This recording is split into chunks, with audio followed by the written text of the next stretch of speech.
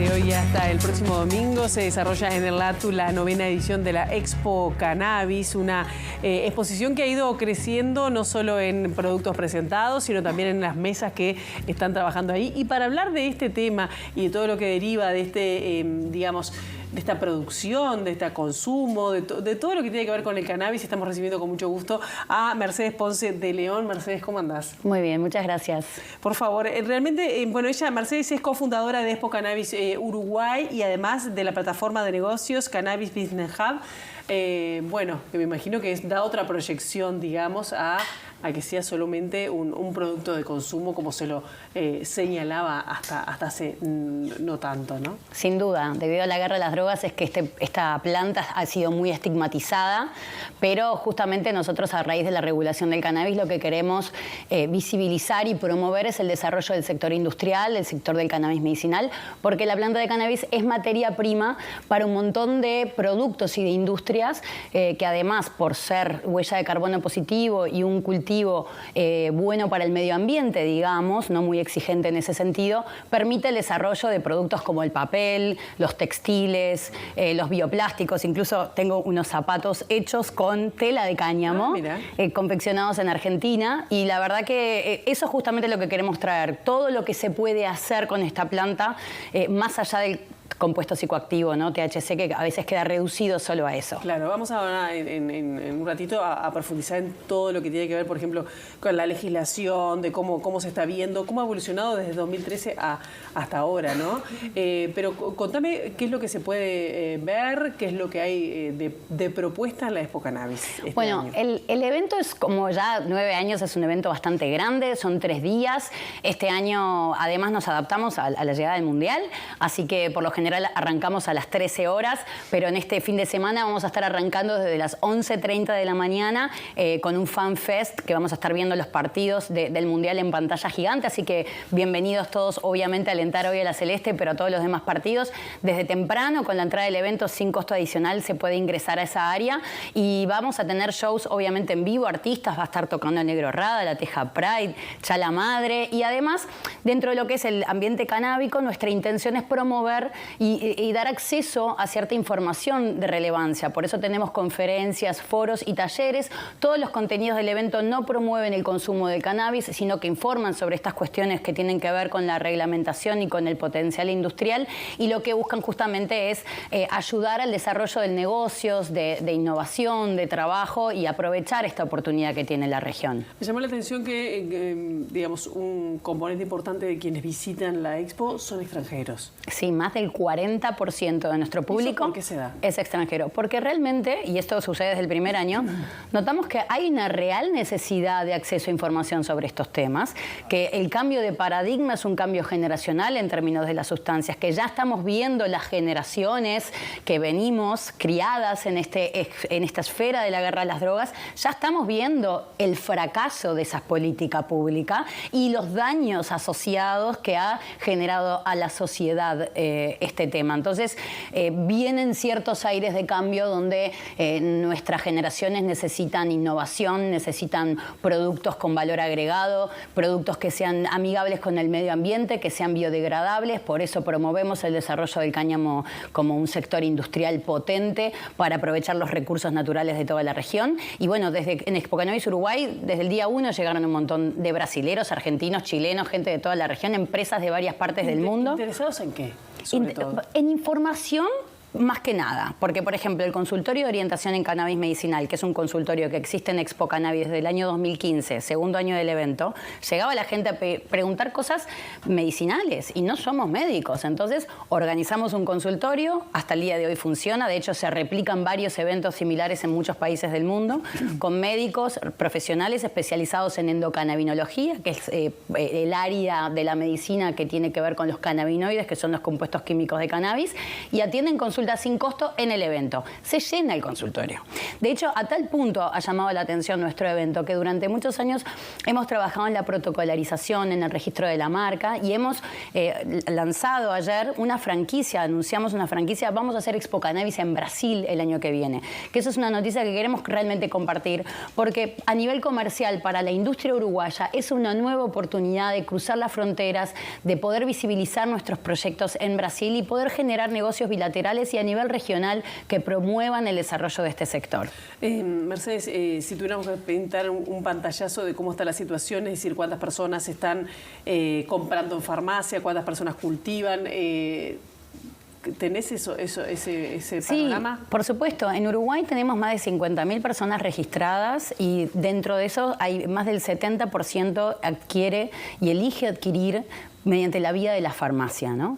Que la verdad que ha sido una vía muy cuestionada, pero sin embargo, después de 9 años de regulación y 5 años de implementación de esa vía de acceso, vemos resultados positivos en cuanto a que primero es la vía más solicitada y con mayores registros, y después que realmente hay un compromiso por parte de la gente en cuanto a sostener este mercado regulado, y por más de que todavía no es insuficiente y no hay la accesibilidad necesaria, realmente esto va avanzando y poco a poco se van generando nuevos marcos que permiten el desarrollo de este sector porque todavía hay muchos grises que no promueven, digamos, la diversificación de la matriz productiva nacional y que permitan, por ejemplo, exportar los productos que tenemos o favorecer accesibilidad a productos medicinales o, por ejemplo, dejar de criminalizar a los usuarios con los nuevos cambios regulatorios. Hay realmente algunos puntos interesantes que, de hecho, para eso tenemos profesionales en el evento hablando y desarrollando estas temáticas en cada uno de los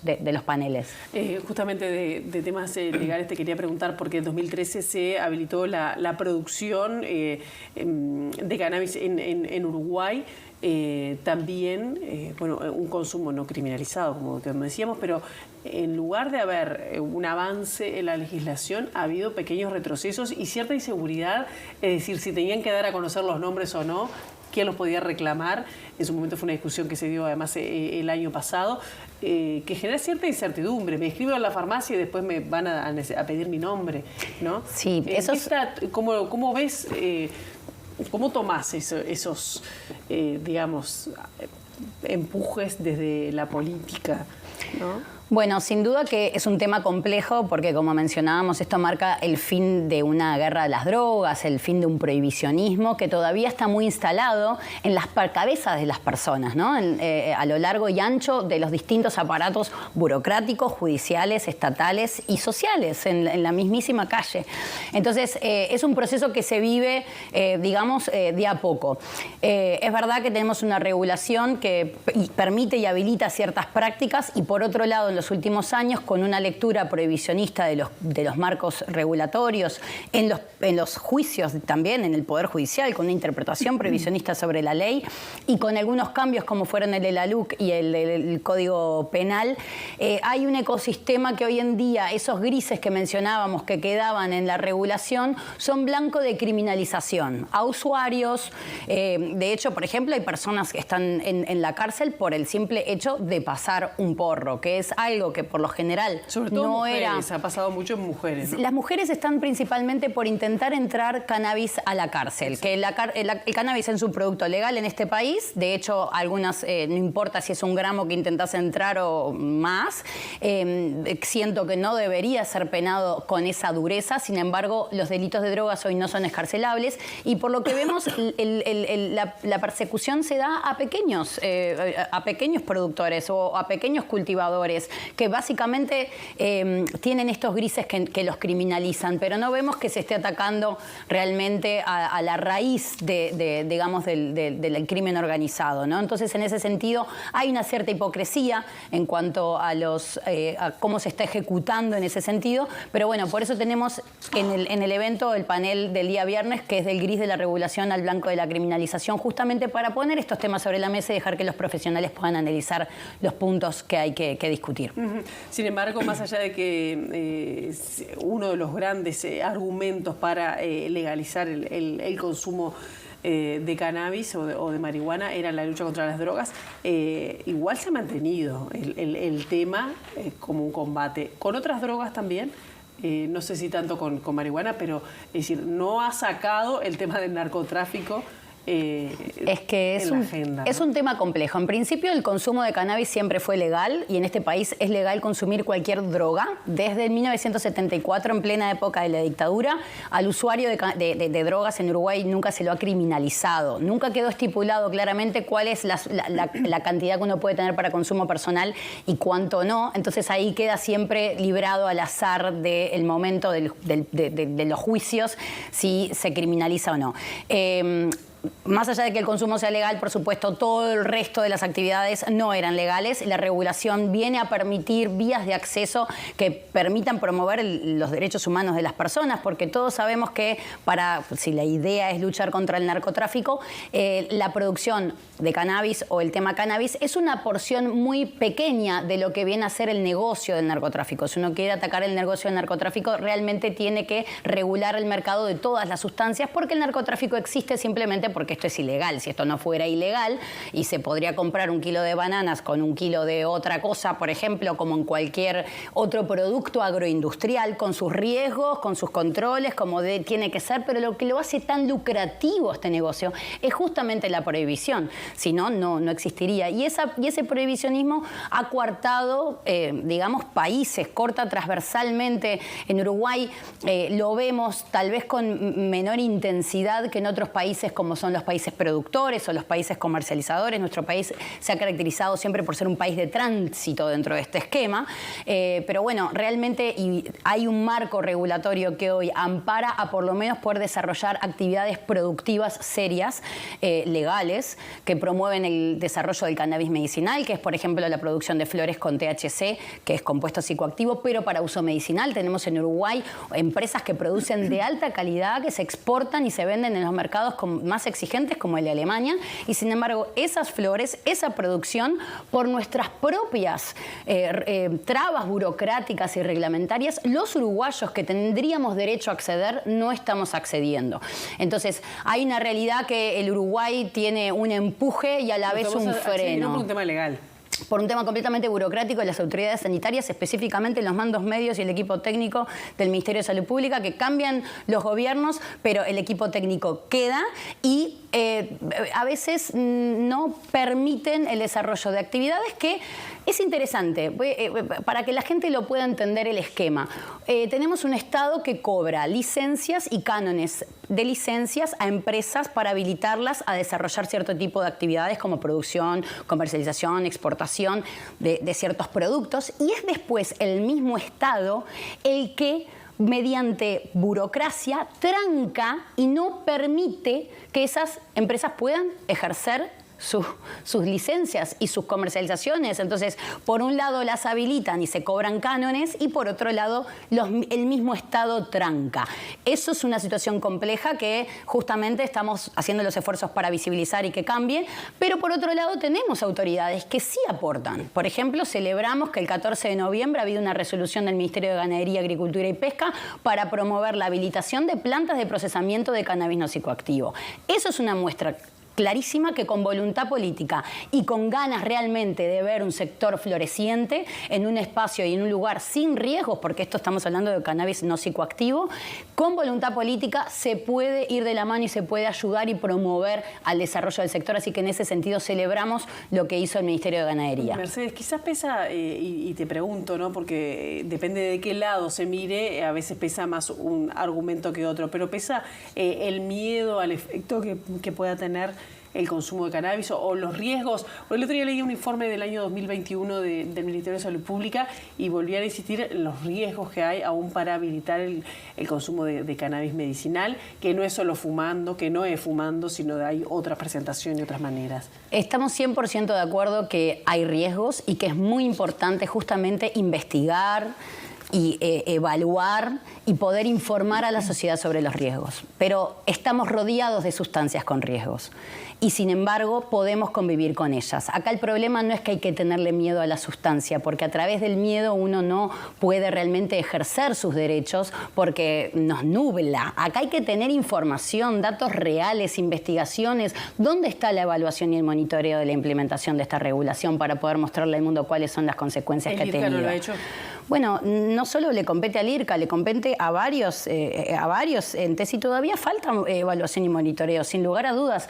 Y aparte, es real la existencia de los riesgos y por eso es que es tan importante el acceso a la información. Justamente esta planta, al haber sido prohibida, carece de investigación. Entonces eso a veces se toma como el argumento para no aprobar. Pero si no aprobamos, si no investigamos, si no aprobamos, tampoco vamos, o sea, es como una calecita, un círculo vicioso. Todos tenemos, limpiapisos en casa y a nadie se le ocurrirá desayunar un shot de limpiapisos porque todos sabemos los riesgos asociados y que eso no se hace. Entonces, el problema no es la sustancia, sino el uso que hacemos de ella y la información. Imagínense que en la regulación, después de que se reguló el mercado de cannabis, antes de la regulación, la edad de inicio al consumo, el promedio de la edad de inicio al consumo en Uruguay eran 18 años. Después de la regulación, 9 años después, en evaluaciones e investigaciones que han hecho distintos grupos independientes, se ha mostrado que la edad de inicio, el promedio, aumentó 2 años. Esto significa que en un marco regulado, con mayor acceso a información, pudimos alejar la edad de inicio al consumo de los menores de edad y acercarlo a los adultos. Eso se da porque hay información, porque alejar de ese prohibido ya no es tan atractivo para los menores, porque ahora se puede hablar en casa, porque ahora hay vías de acceso legal. Y esas son las cosas que hay que atender, más que los miedos, porque los miedos no nos van a llevar a ningún lado. Acá necesitamos hechos y derechos. ¿Cuáles son los temas vinculados al cannabis que se debaten o preocupan a nivel mundial? Bueno, hay muchos, ¿no? La guerra a las drogas, como digo, es un esquema que a nivel social, político, judicial ha dañado y perforado democracias en toda América Latina, sobre todo nuestro continente es uno de los más apaleados. A nivel de género, esta es una guerra que principalmente afecta a las mujeres, somos la población más vulnerable en este sentido. Hay más proporción de mujeres presas que hombres presos por delitos de droga en Uruguay y en casi todos los países de América Latina.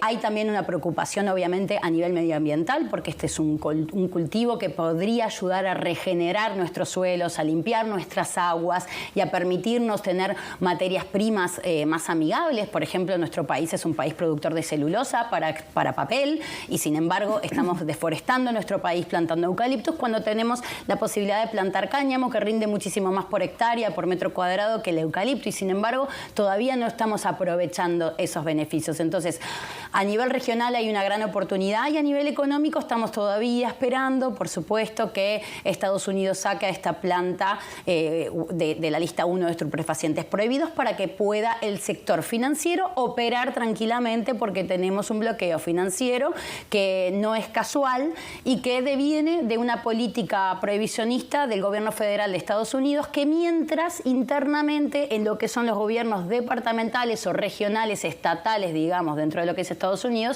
más de la mitad de los estados lo tiene legalizado al tema cannabis. Entonces hay también una dicotomía en lo que es la política internacional. Este es un cambio de paradigma y estamos atravesando un cambio de paradigma y vamos a ver año a año nuevas novedades, nuevas noticias y estamos ante la evolución, el resurgimiento de uno de los que fue las mayores industrias de la historia de la humanidad. O sea, para que la gente entienda, el cultivo de cáñamo fue de los cultivos más grandes que hubieron en la historia de la humanidad en este planeta. La industria naviera, la industria de la guerra, la industria la primera bandera de Estados Unidos fue hecha en tela de cáñamo, el primer papiro de China, las primeras escrituras fueron hechas en papel de cáñamo. Chile fue uno de los mayores productores de cáñamo de América Latina, tenía el mejor cáñamo del mundo y el reino español pudo conquistar el resto de América Latina gracias a los cultivos de cáñamo que había en Chile. O sea, realmente esto no es nada nuevo, aquí hay que volver a resurgir una memoria antigua que tiene nuestro planeta y nuestra cultura con el resurgimiento de esta planta y de este cultivo, ¿no? En el caso de países, pienso en Uruguay, pienso en Canadá, han optado como por un camino similar, pero no a 9 años tampoco ha sido el camino seguido por otros países. ¿Por qué cuesta tanto? Hay muchos intereses en juego, no es fácil cambiar una política tan arraigada al miedo como planteabas, porque yo siempre digo, ¿no? Como que quien está en contra de la regulación de las sustancias, por lo general es por miedo, ¿no? Por ese estigma que tenemos. Y ese estigma y ese miedo en cuanto a la peligrosidad de las sustancias muchas veces también se basó en intereses. Por ejemplo, cuando uno investiga, ¿no? Porque acá esto hay que ser autodidacta e investigar. Cuando investiga por qué se prohibió el cáñamo, cuando empezás a leer te das cuenta que hay mucho asociado a lo que fue un lobby político y económico entre la industria del algodón y la industria del cáñamo cuando estaban haciendo la revolución textil. Entonces, realmente empezás a ver que acá hay muchos intereses de por medio y que no es un proceso fácil y viene siendo un proceso muy doloroso para todo lo que es América Latina, pero necesario. Necesario porque verdaderamente lo que está sucediendo a nivel regional es injusto y quienes estén en contra de la regulación, como decía, muchas veces es por falta de información y no lo juzgo porque es un tema muy complejo y yo también en mis primeros acercamientos a esta planta tuve muchísimo miedo y fue con información que fui entendiendo qué estaba pasando. Así que por lo general las personas que están en desacuerdo o les falta información o se ven beneficiadas por la prohibición, que también es entendible. Bien, Mercedes Ponce de León, hasta el domingo está en Centro de Eventos del LATU, hasta las 21 horas, de 13 a 21 horas, esta Expo Cannabis, 9ª edición. ¿Cuánto sale la entrada? ¿Pueden ir de todas las edades? Las entradas están a la venta en tiquetuno.com, en la web del evento, en las redes, hay anticipadas, hay en la puerta del lugar, no va a haber problema, van a tener durante los 3 días la oportunidad. También hay descuentos para las personas que vienen los 3 días y actividades varias. Tenemos un montón de contenidos muy interesantes en todo lo que es el aprendizaje del cultivo, de las buenas prácticas en cuanto a esto, los artistas. La verdad que es un evento de encuentro y queremos poder aportar nuestro granito de arena al desarrollo de este sector que confiamos que va a ser realmente una catapulta para nuestro país a nivel regional. Muchas gracias y bueno, mucha suerte. Muchas gracias a ustedes, que tengan un buen día. Bien, y nosotros hacemos una brevísima pausa y seguimos con más Ciudad Viva.